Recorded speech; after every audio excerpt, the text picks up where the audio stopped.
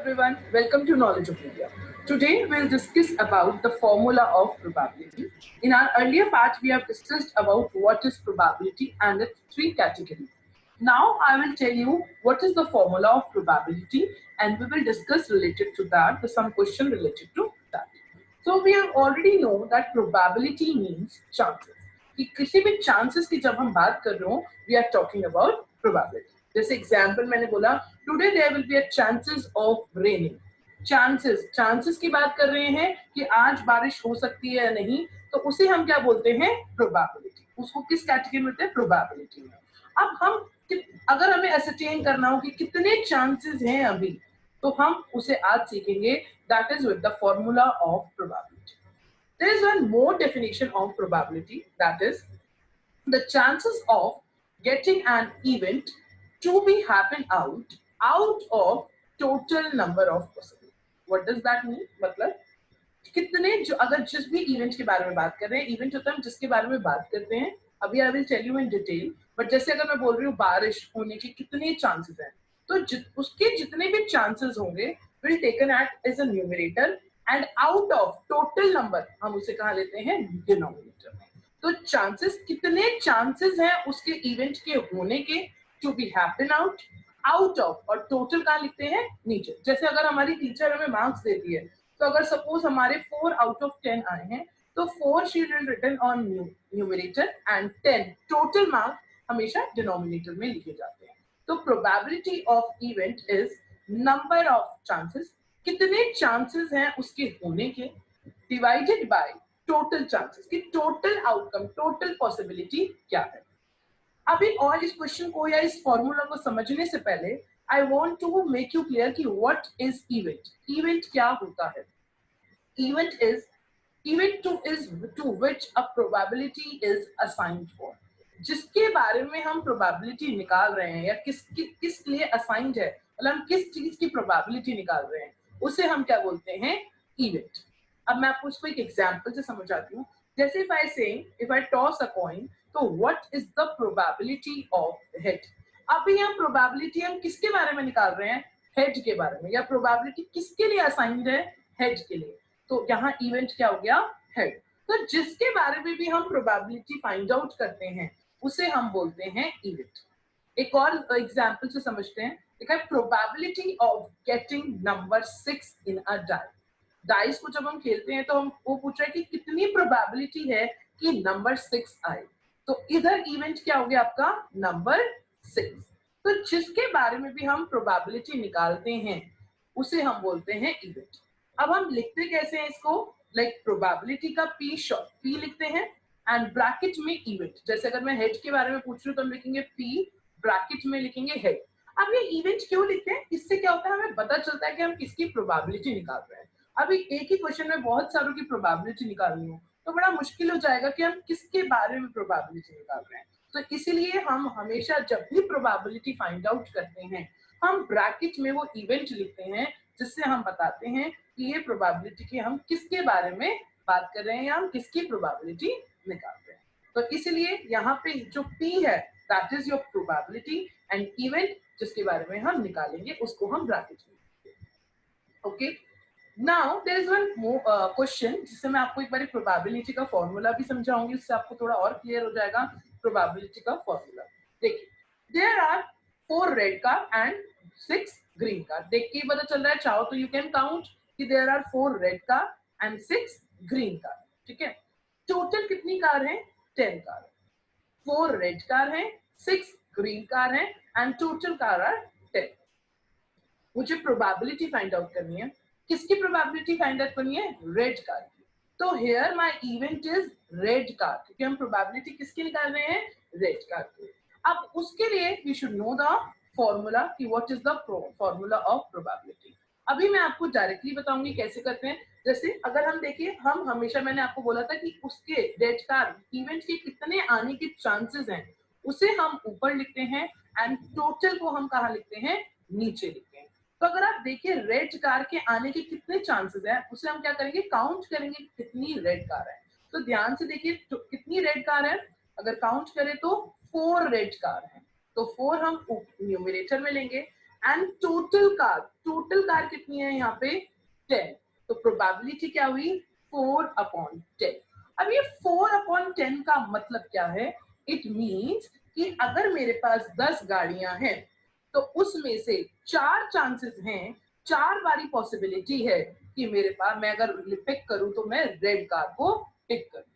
तो probability of red car is 4/10, where red car is now event, क्योंकि हम red car के बारे में फाइंड आउट कर रहे हैं। तो that is your event and then we will check count की कितनी रेड कार है। तो here are 4 red car and total car कितनी है 10, तो प्रोबेबिलिटी क्या हुई 4/10। तो that is the formula of probability. जो चांसेस होते हैं हम उसे ऊपर लिखते हैं एंड टोटल हमेशा हम नीचे लिखते हैं। अब एक और टर्म यूज करी जाती है प्रोबेबिलिटी के केस में, दैट इज सैंपल स्पेस। अब व्हाट इज सैंपल स्पेस? अब बार बार कभी सैंपल स्पेस आ रहा है, कभी इवेंट आ रहा है, तो वी आर नॉर्मली कंफ्यूज्ड कि क्या होता है सैंपल स्पेस। तो sample space is set of all possible outcome of an experiment. अब इसका क्या मतलब है? पहली बात तो एक्सपेरिमेंट का क्या मतलब है? एक्सपेरिमेंट है कि जिसके बारे में हम बात करें, जैसे मैं बोलूं कि I am tossing a coin, तो tossing a coin is your experiment. If I say I'm rolling a die, तो that is your experiment. Okay?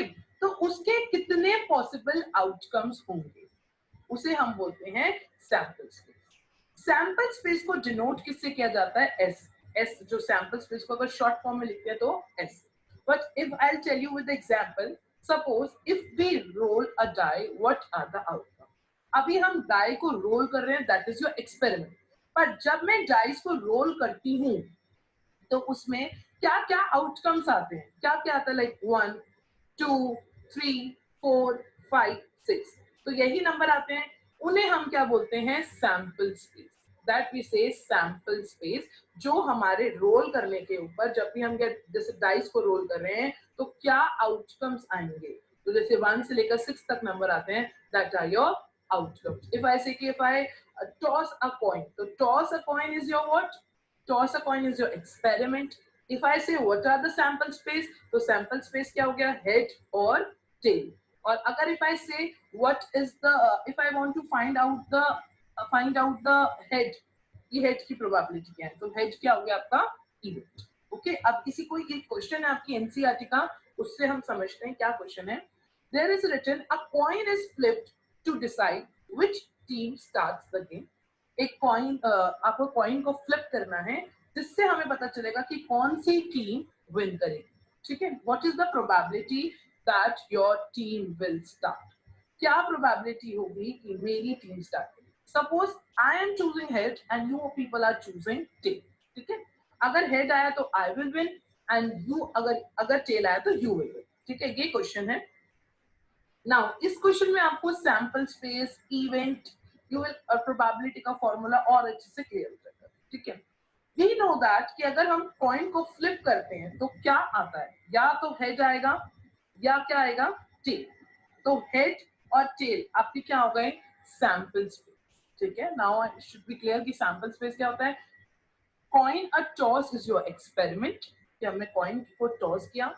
Sample space is like head और टेल, क्योंकि जब कॉइन को टॉस करते हैं तो या तो हेड आएगा या टेल। नाउ टोटल कितने हो गए? अगर हम देखें तो टोटल आउटकम क्या हुए? 2। जैसे 1 इज हेड 1 इज टेल, तो टोटल आउटकम कितने हो गए? 2। जैसे हमने कार वाला भी एग्जांपल करा था जहां पर हमने कार को काउंट किया था, तो there are 10 cars.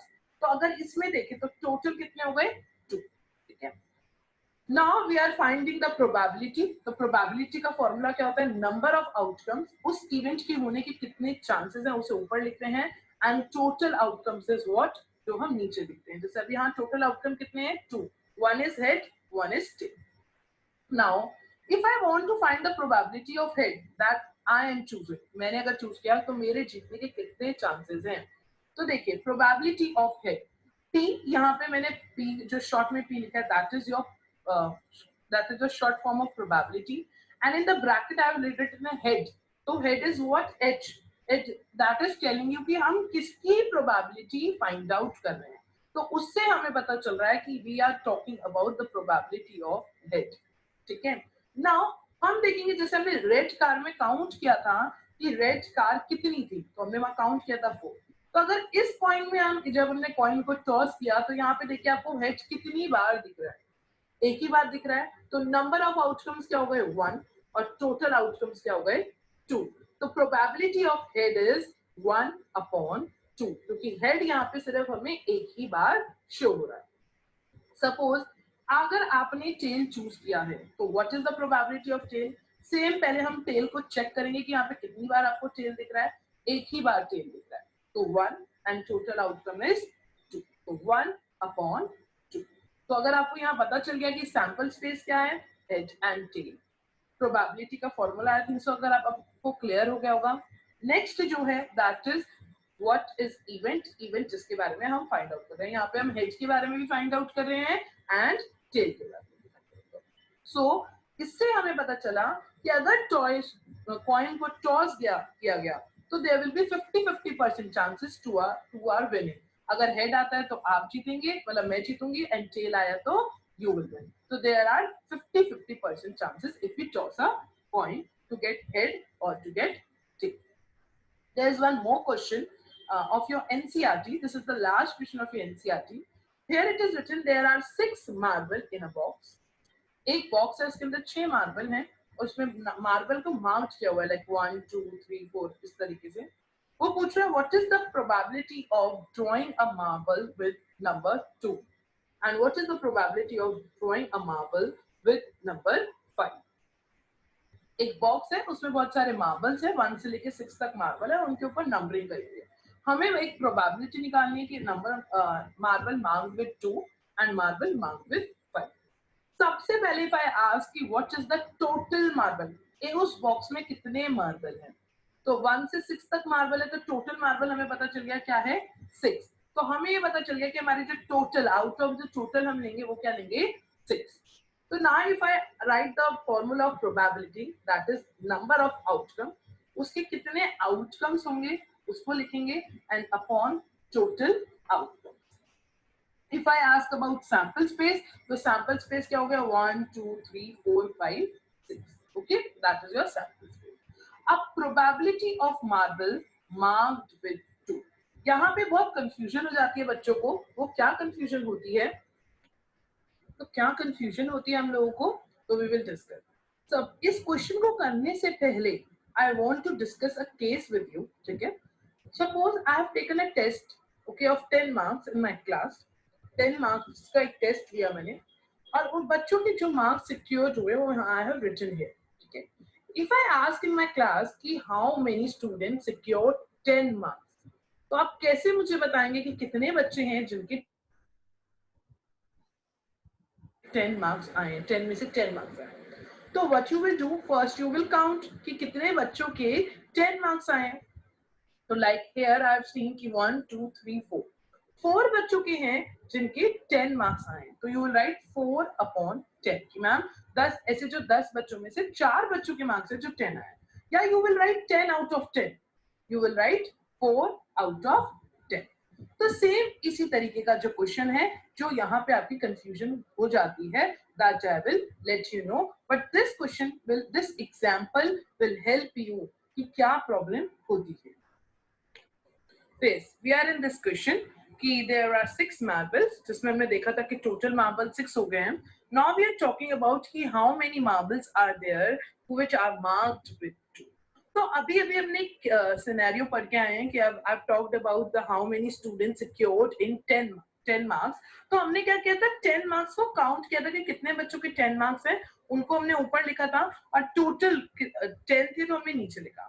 Same this is the question is like same as it is, but यहाँ क्या लिखा है probability of marble marked with 2। ऐसे कितने मार्बल हैं जिनके ऊपर 2 लिखा है। We are not write 2/6, we will first count कि how many marbles are there जिनके ऊपर 2 लिखा हुआ है। तो ध्यान से देखिए इसमें कितने मार्बल हैं जिनके ऊपर 2 लिखा हुआ है, दैट इज 1 मार्बल। तो प्रोबेबिलिटी क्या हुई 1/6, क्योंकि 6 टोटल मार्बल है और 1 क्या रिप्रेजेंट कर रहा है कि यहाँ पे कितने मार्बल हैं जिनके ऊपर 2 लिखा है। That why I've discussed that example with you कि वो 10 मार्क्स वाला, कि आप ये नहीं लिखोगे 10/10, you will first count कि कितने बच्चे हैं जिनके 10 मार्क्स आए हैं। तो आप वो काउंट करोगे, उसके बाद अपॉन 10 लिखोगे. Same with this question. Here it is also written, find the probability of marble marked with 5. ऐसे कितने मार्बल हैं जिनके ऊपर 5 लिखा है. तो यू विल नॉट राइट 5/6. आप पहले काउंट करोगे कि कितने मार्बल हैं जिनके ऊपर 5 लिखा हुआ है. तो देखिए यहाँ पे उसमें देखिए कितने मार्बल है जिनके ऊपर 5 लिखा हुआ है. There are only 1 marble. तो इट विल बी लाइक 1/6. तो होप सो आपको ये क्लियर होगा. One more thing, the student always create a problem in that question that is related to dice. या हमेशा बच्चा confuse होता है. Suppose if I ask what is the probability of getting a number 6 while rolling a die? कि अगर मैं जब dice को roll करूंगी तो कितनी probability है कि 6 आएगा. Same ही question है, but the question का बस थोड़ा सा language change है. मतलब वही concept वही है. देखिए आपको 6/6 नहीं लिखना है. You will see कि डाइस में कितनी बार 6 आता है या डाइस में कितनी बार 6 लिखा होता है. तो यहाँ पे मैंने लिखे हुआ है. तो डाइस में 6 कितनी बार दिखता है आपको, लिखा हुआ कितनी बार दिखता है 1. एंड टोटल नंबर कितने होते हैं 6. So the probability will be 1/6 not 6/6. तो वी यूजुअली काउंट कि कितनी बार लिखा, कितनी बार हमें दिखता है उसमें. डाइस में अगर आप देखें तो एक ही बार 6 होता है. तो इसलिए the probability is 1/6. Same if there are more question like what is the rolling probability of getting a die number with 4. So 4 maybe you will not write 4/6. First you will see कि dice में कितनी बार 4 लिखा होता है. Dice में सिर्फ एक ही बार 4 लिखा होता है. तो probability will be 1 and total number वही 6 होता है. तो probability will be 1/6. So thank you, and if you want more question related to probability, you can comment below in the comment section. I will discuss more question related to probability, but in your NCERT only 3 questions are there, so I have already discussed all the 3 questions. But if you want more question or if you want or अच्छे level के question, you can comment below. I'll surely discuss more question related to that. Thank you and keep watching and subscribe. Thank you.